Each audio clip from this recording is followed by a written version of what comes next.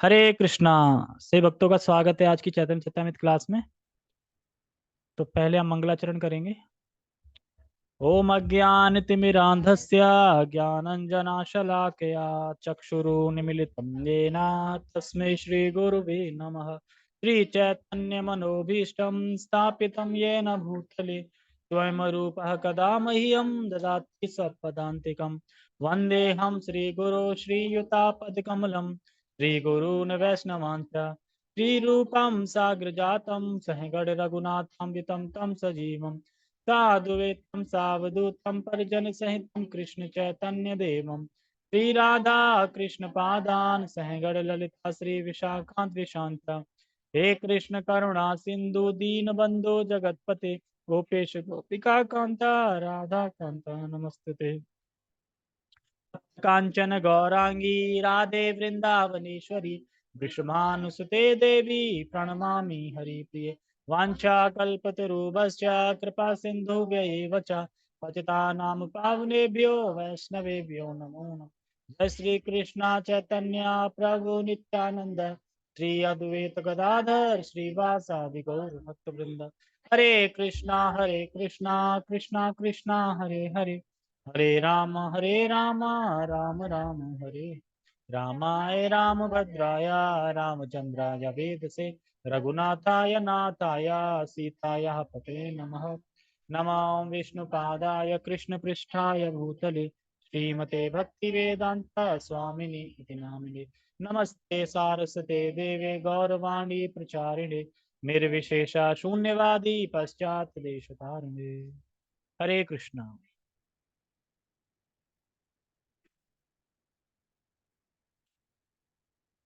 ठीक है। श्लोक क्रमांक हम 63 से पढ़ेंगे। और हमने पीछे क्या सुना? हमने विवाह के बारे में सुना था, किस तरीके से एक दूसरे को देखने पे फिर उनकी जो भावना थी कि ये पति के रूप में प्राप्त हो, तो वो उनकी पूजा करती हैं लक्ष्मी जी। और फिर चैतन्य महाप्रभु, अब आगे और वर्णन होगा तो और क्या उसके आगे फिर क्या, फिर लक्ष्मी जी और चैतन्य महाप्रभु अपने अपने घर लौट जाएंगे। जय जय श्री चैतन्य जय नित्यानंद जय द्वैत चंद्र जय गौर भक्त वृंद। जय जय श्री चैतन्य जय नित्यानंद जय द्वैत चंद्र जय गौर भक्त वृंद।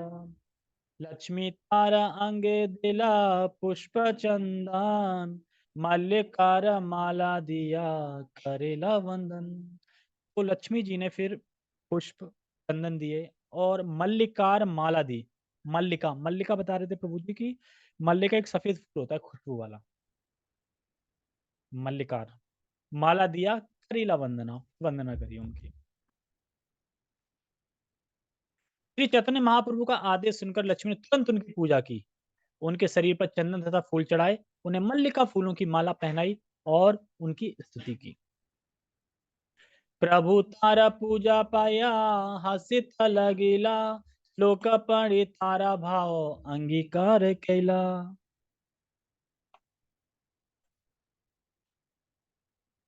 लक्ष्मी द्वारा इस प्रकार पूजे जाने पर महाप्रभु मुस्कुराने लगे। उन्होंने श्रीमद् भागवतम का एक श्लोक कहा और लक्ष्मी द्वारा व्यक्त मनोभाव को स्वीकार कर लिया।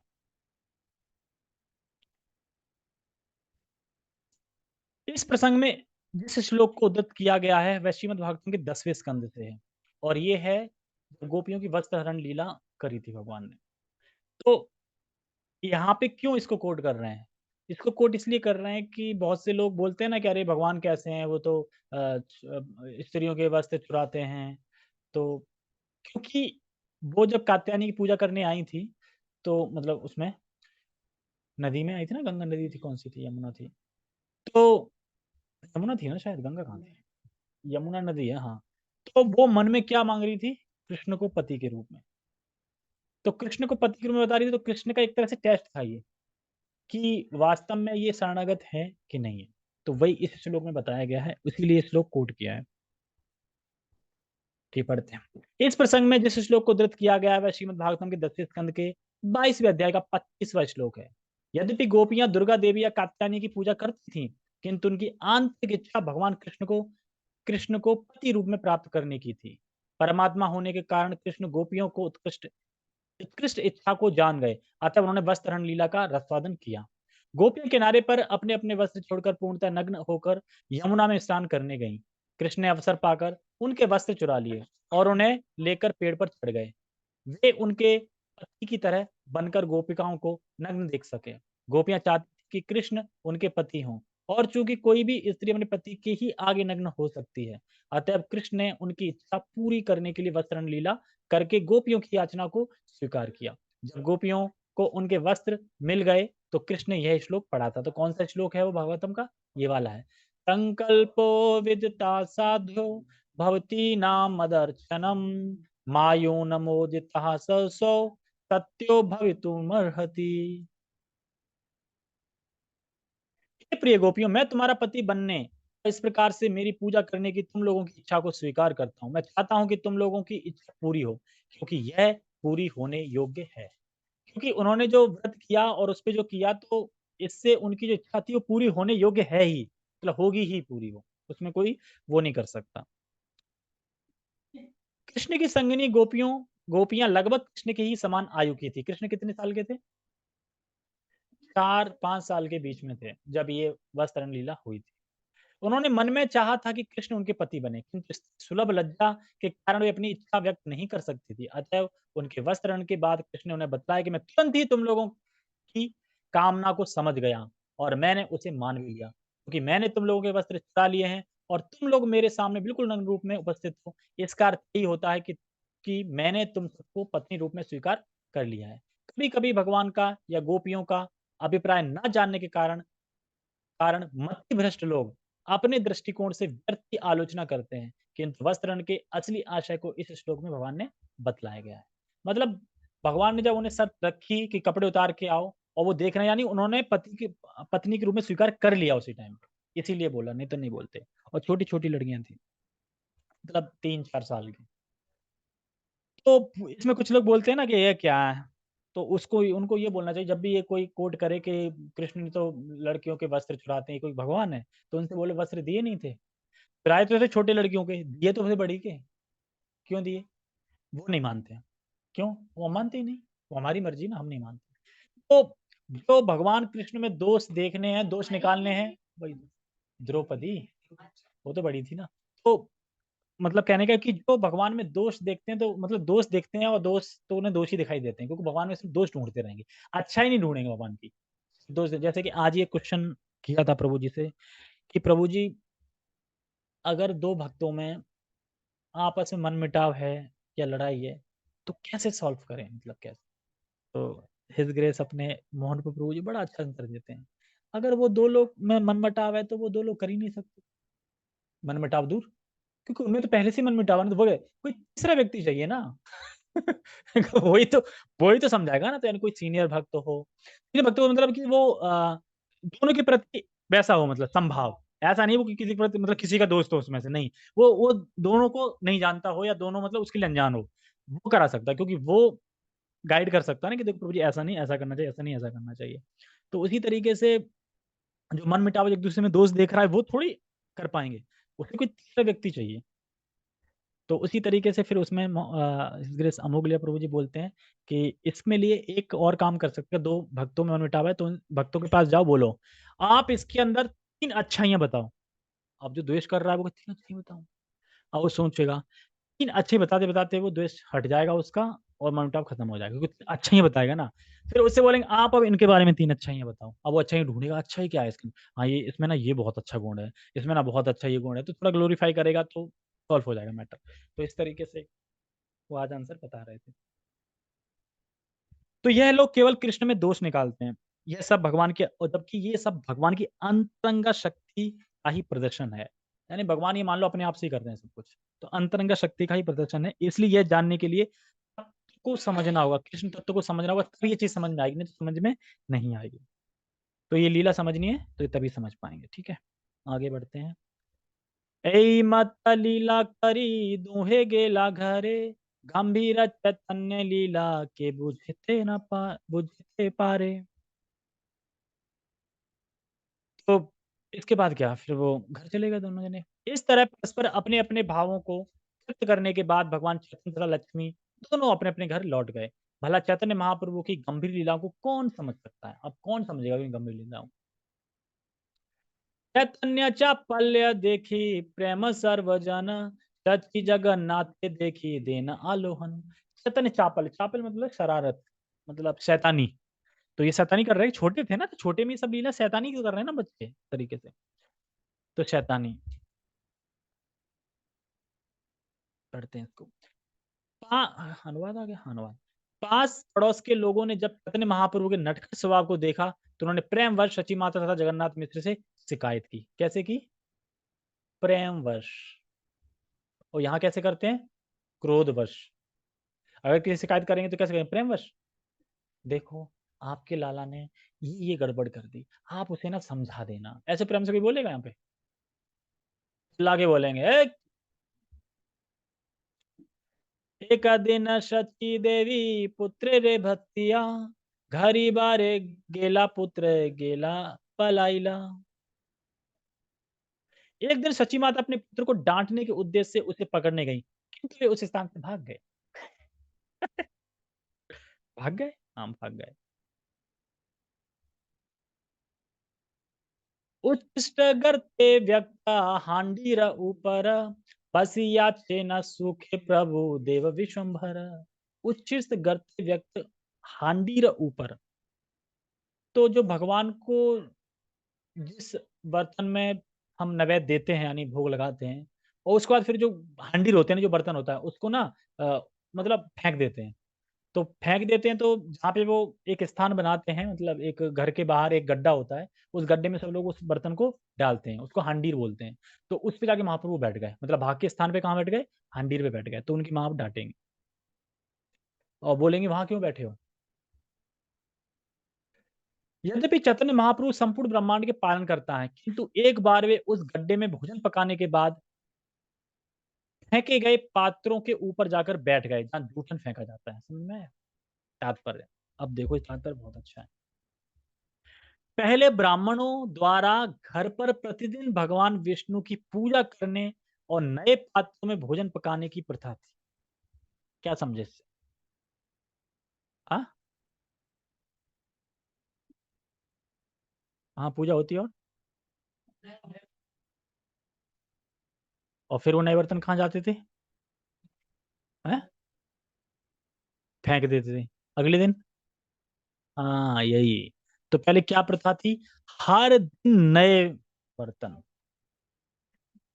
घड़े के जो हांडी जो होते थे ना, नए होते थे और ये प्रथा आज भी जगन्नाथपुरी में भी चलती है। जगन्नाथपुरी में नए बर्तन आते हैं। तो ऐसा हमें लगेगा ना सोचने में, यार ये तो बहुत महँगा पड़ रहा होगा, तो इतने बर्तन महँगे नहीं होते थे, ठीक है? मतलब कि खट्टे हो सकते हैं कि ₹5 में खट्टा पूरा भंडार एक भर जाए तुम्हारा, उसमें से निकालते रहो नए, बनाते रहो। तो आप सोच के देखो क्या स्टैंडर्ड था तब का और अब क्या है? अब तो वही घिस रहे हैं बार-बार, चमका दिया, भोग लगा दिए, फिर घिस रहे हैं बार-बार। अब ऐसे चल रहा है और तब ऐसा नहीं था। तो क्या स्टैंडर्ड है? ब्राह्मण हर दिन नया पात्र लेते थे, बताओ? हम तो वही चमकाते रहते हैं। यह प्रथा आज भी जगन्नाथपुरी में प्रचलित है। वहाँ मिट्टी की ताजी नई हांडी में भोजन पकाया जाता है और पकाने के बाद इन हांडियों को फेंक दिया जाता है। सामान्यतः घरों के पास एक बड़ा गड्ढा होता था, जहाँ ऐसी हांडियाँ फेंकी जाती थी। चैतन्य महाप्रभु ऐसी हांडी के ऊपर मज़े से बैठ गए, क्योंकि वे अपनी माता को शिक्षा देना चाह रहे थे। क्या शिक्षा मिलेगी इससे? पढ़ते हैं आगे। क्या शिक्षा मिलेगी? ये बताएँगे। सत्यासी कहे केने अशुचि हुंडीला, गंगा स्नान कर आई अपवित्र हइला। क्या कह रहे हैं? सची कह रहे हैं, आसी कहे कि न अशुचि। तुम इस अपवित्र मतलब अशुचि मतलब गंदे स्थान में से जो हंडियाँ हैं जो फेंकी, आप वहाँ क्यों बैठे हो? चलो अब गंगा स्नान करेगा, क्योंकि तुम अशुद्ध हो चुके हो। गंगा स्नान करके आओ, तभी घर में आओगे। मतलब गंगा स्नान करने जाओ, ऐसे डाँटती हैं। तो सची माता ने अपने बेटों को फेंकी हुई हांडियों के ऊपर बैठे देखा, तो उन्होंने यह कहकर आपत्ति प्रकट की, तुमने इन अशुद्ध बर्तनों को क्यों छुआ? हाँ, स्पर्श। अब तुम अशुद्ध हो गए हो, जाओ और गंगा में स्नान करो। तो यानी हम जब अशुद्ध चीज़ का टच करते हैं अशुद्ध चीज़, तो हम भी अशुद्ध हो जाते हैं। जैसे कि बात आती है ना सोने की, कि अगर कोई व्यक्ति सो गया है 2 घंटे, अगर हम उसका स्पर्श कर लें तो हम भी अशुद्ध हो जाएँगे। हमें भी स्नान करना पड़ेगा। अब ये स्टैंडर्ड कर पा रहे हैं हम? हमने चलो नहा लिया, लेकिन हम ऐसी चीज़ों को टच करते रहते हैं कि जो अशुद्ध हैं, तो हम अशुद्ध हो चुके हैं, लेकिन फिर भी नहीं कर पा रहे क्योंकि इतना स्टैंडर्ड नहीं कर पा रहे हैं। मान लो कि अब जो टॉवल है, वही कल यूज़ किया, वही आज यूज़ किया और नहाने के बाद वही फिर यूज़ कर लिया, तो फिर हो गए शुद्ध। कैसे करें? इहा सुनी माता के कहिल ब्रह्म ज्ञान, विस्मता हैया माता करैल स्नान। इतना मतलब सुनने के बाद माता को फिर ब्रह्म ज्ञान दिया और विस्मित होके मतलब माता फिर भी डटी रही, नहीं स्नान तो करना पड़ेगा। मतलब समझा दिया सब कि अशुद्ध चीज़ नहीं है, फिर भी कह रही नहीं स्नान तो करना पड़ेगा। कैसे? सुनते हैं। यह सुनकर चैतन्य महाप्रभु ने माता को ब्रह्म ज्ञान की शिक्षा दी। यद्यपि वे इससे विस्मित तो हुईं, क्या गिरा? विस्मित हुईं, किंतु फिर भी उन्होंने महाप्रभु को स्नान करने के लिए बाध्य किया। देखो माता-पिता का जो वात्सल्य होता है ना, भले ही भगवान हो, चाहे कुछ लीला हो, वो अपना कर्तव्य करेंगे तो करेंगे, भई मेरा तो तू लड़का ही है, चाहे तू वैसे कुछ भी हो। ऐसे यशोदा माता करती थी, कितना भी चमत्कार दिखाओ, मेरा तो लाला ही है। इसी तरीके से यहाँ। इसलिए भक्तिविनोद ठाकुर ने अपने अमृत प्रभाव भाष्य में महाप्रभु द्वारा अपनी माता से कहे गए ब्रह्म ज्ञान की व्याख्या स्वीकार की। तो ब्रह्म ज्ञान क्या था? ये तो पता नहीं, तो अब पता चलेगा। महाप्रभु ने कहा, हे माता, यह शुद्ध है और वह अशुद्ध है। ये तो आधारहीन है, सांसारिक भावना है। आपने इन बर्तनों में भगवान विष्णु के लिए भोजन पकाया और वही भोजन उन्हें समर्पित किया, तो फिर ये बर्तन अशुद्ध क्यों हुए? विष्णु से संबंधित हर वस्तु को विष्णु की शक्ति का अंश माना जाना चाहिए। विष्णु परमात्मा है, शाश्वत हैं और अकलुषित हैं, तो फिर इन बर्तनों को किस तरह शुद्ध या अशुद्ध माना जा सकता है? तो ब्रह्म ज्ञान विषय की यह बातें सुनकर उनकी माता अत्यंत चकित हुई और उन्हें स्नान करने के लिए फिर भी बाध्य किया। मतलब इतना कुछ समझाने के बाद भी हाँ, स्नान तो करना पड़ेगा फिर भी। होता है ना कि बच्चे स्नान करने से मना करते हैं, नहीं मैं नहीं नहाऊँगा, मैं नहीं स्नान करूँगा, फिर भी करना पड़ेगा। तो अब क्या बर्तन अशुद्ध थे? विष्णु की अगर कोई चीज़ संबंधित होती है तो वह अशुद्ध नहीं हो सकती। तो वही यहाँ चीज़ बताना चाह रहे हैं। कबु पुत्र संगे सची करिला शयन, देखे दिव्य लोका आसी भरिला भवन। एक दिन अपने पुत्र के साथ सो रही थी। कौन? शयन कर रही थी। और फिर क्या देखा, दिव्य लोकों से विभिन्न-विभिन्न देवता आते हैं और पूरा उनका घर आँगन भर गया उस देवताओं से। अब ज़रा सोच के देखो कि ऐसा अगर यहाँ हो जाए कि कोई सो रहा है और देखा पूरा घर भर गया देवताओं से, तो ये लगेगा सपना है। कभी-कभी सची माता अपने पुत्र को लेटकर बिस्तर पर लेटती और वे देखती कि स्वर्गलोक के निवासी वहाँ आए हुए हैं, जिनसे सारा घर भर गया। सची बोले, "यहाँ पुत्रा बोला हा बापे रे, माता आज्ञा पाया प्रभु चलीला बाहिरे।" सची बोले, "यहाँ पुत्र बोला है बाप रे।" तो सची कहती है, "अपने पुत्र जाओ, अपने पिता को यानी बाप को बुला के लाओ।" और माँ की आज्ञा पाके प्रभु चले गए बाहर बुलाने। एक बार सची माता ने महाप्रभु से कहा, "जाकर अपने पिता को बुला लाओ।" माता का आदेश पाकर वे उन्हें बुलाने बाहर गए और फिर क्या देखती है माता? फिर देखो, "चलित चरणे नूपुर बाजे झन झन, सुनि चमकित हईला पिता मातर मन।" और जैसे ही वे चले तो नुपुर की आवाज़ आ रही छन, छन, छन और शूनि चमकते हिले पिता मातर। तो क्योंकि जो चलित चरणे नूपुर बाजे झनझन और शूनि चमकित हिले पिता मातर मन। वह सोच रही है आवाज़ कहाँ से आ रही है? और अगर कोई जा रहा हो छन-छन की आवाज़ आए तो हम क्या सोचेंगे? चुड़ैल तो नहीं है, भूत तो छन-छन की आवाज़ देखो भाई छन-छन की आवाज़ इन्होंने नहीं है, देवलोकों के जो लोग होते हैं वो भी हो सकता है उनका भी, है ना? तो क्यों विस्मित हो रहे हैं? विस्मित इसलिए हो रहे हैं बताएँगे आगे। जब बालक बाहर जा रहा था तो उसके चरण कमलों से नुपुर की ध्वनि आ रही थी। यह सुनकर पिता तथा माँ दोनों ही आश्चर्यचकित हो गए। क्यों आश्चर्यचकित हो गए बता सकता है ये सुन के? पैर में नुपुर नहीं थे और फिर आवाज़ आ रही थी, तो आश्चर्यचकित नहीं होंगे? हाँ, तो इसीलिए। पढ़ ही रहे थे क्या? अच्छा। मिस्र कहे एई बड़ा अद्भुत कहिना काहिनी, शिशुर शून्य पद के न नुपेर ध्वनि। तो मिस्र कहे ये बड़ा अद्भुत है यार, घटना है, बड़ी अद्भुत कथा है ये। शिशुर शून्य, शून्य मतलब शून्य पदे मतलब पैर शून्य मतलब पैर में कोई नुपुर नहीं है और फिर नुपुर ध्वनि कहाँ से आ रही है? जगन्नाथ मिश्र ने कहा यह बड़ी अद्भुत घटना है, मेरे पुत्र के नंगे पाँव से नुपुरों की ध्वनि कैसे आ रही है? सची कहे और एक अद्भुत देखिला, दिव्य दिव्य लोक आसी अंगन भरिला। कह रहा है मैंने भी एक अद्भुत लीला देखी, इसकी अद्भुत घटना देखी। दिव्य लोक से बहुत सारे लोग आए, अपना आंगन भर गया उससे, मैंने भी देखा। तो पता क्या कहेंगे देखो, अब वात्सल देखेगा यहाँ से। माता सची ने कहा मैंने भी एक और आश्चर्य देखा है, स्वर्गलोक से लोग उतरे चले आ रहे थे और पूरे आंगन में भीड़ लगी थी। शिवा कोलाहल करे बुझते न पाई, कहा के स्तुति करे अनुमान करी। स्तुति कर रहे थे कौन? वो देवता जो आए थे जो। उन्होंने ज़ोर-ज़ोर से कुछ शब्द किया, मतलब जो आए थे आंगन भरा था, जिसे मैं समझ नहीं पाई। मेरा अनुमान है कि वे किसी की स्तुति कर रहे थे। तो यानी सची माता क्यों नहीं समझ पाई? संस्कृत में तो कर रहा हूँ ना, देवलोक तो संस्कृत बोलते हैं। तो यानी सची माता को संस्कृत नहीं आती थी? कह रही ना, वो बोल रहे थे कुछ, पर मुझे समझ नहीं आया क्या बोल रहे थे। यानी क्या बंगाली में बोल रहे थे क्या? अब बंगाली बोलते तो बंगाली भी आती थी सची माता को, तो बोल कौन-सी भाषा में थे? ये नहीं पता। मिश्र बोले कुछ होगा चिंता कुछ नाही, विशंभर कुशल होगा यही मात्र जाई। यार छोड़ो यार, सारा कुछ छोड़ो, कोई चिंता नहीं है। मेरा विशंभर कुशल है, बढ़िया रहेगा, क्योंकि माता-पिता का वात्सल्य है। तो कह रहा है छोड़ो चमत्कार जो हो रहा है ना, इस तरीके से। जगन्नाथ मिश्र ने उत्तर दिया, इसकी परवाह मत करो। चिंता की कोई बात नहीं है, विशंभर सदैव कुशल रहे, यही मेरी कामना है। एक देना मिश्र पुत्र चापल्य देखिया, धर्म शिक्षा दिले बहु भत्स न करैया। तो एक दिन मिश्र पुत्र ने क्या, चापल मतलब शैतानी देखी, और फिर क्या, धर्म शिक्षा दिला बहु भत्स न करैया, मतलब भर्त्सना करी, और अपने पुत्र को क्या देने लगे? शिक्षा देने लगे। एक अन्य अवसर पर जगन्नाथ मिश्र ने अपने बेटे की चपलता देखकर उसे खूब फटकारा और फिर नैतिकता की शिक्षा दी। तो शिक्षा क्या दी? शिक्षा तो दे दी, शिक्षा के बाद एक ब्राह्मण स्वप्न में आएगा, कह रहे तुम शिक्षा क्यों दे रहे हो? पता है वो कौन है? भगवान है। तो तुम भगवान को शिक्षा दे रहे हो? कह रहे भगवान होंगे, मेरा पुत्र है वो। तो क्या डिस्कशन होगा, जो सपने में ब्राह्मण आएगा और जगन्नाथ मिश्र का, तो जगन्नाथ मिश्र अपनी वात्सल्य पे टिके रहेंगे। वो भी फिर आनंदित हो जाएगा ब्राह्मण की, क्या प्रेम है। मैंने इतना कुछ बताया कि वो भगवान है, परमेश्वर है, स्वयं विष्णु है, और फिर भी कह रहा है क्या, कोई फर्क नहीं पड़ता, वो मेरा बच्चा ही है और मैं तो दूँगा शिक्षा। मेरा कर्तव्य है पिता के रूप में, तो मैं शिक्षा दूँगा ही। जबकि वो तो सारी शिक्षा उनसे लेते हैं। उन्हें क्या शिक्षा ज़रूरत है? फिर भी देंगे, ठीक है? वो हम कल पढ़ेंगे। हरे कृष्णा। जगद्गुरु श्रील प्रभुपाद की जय। श्री चैतन्य चरितामृत की जय। निताय निताय गौर प्रेमानंदे। हरे कृष्ण।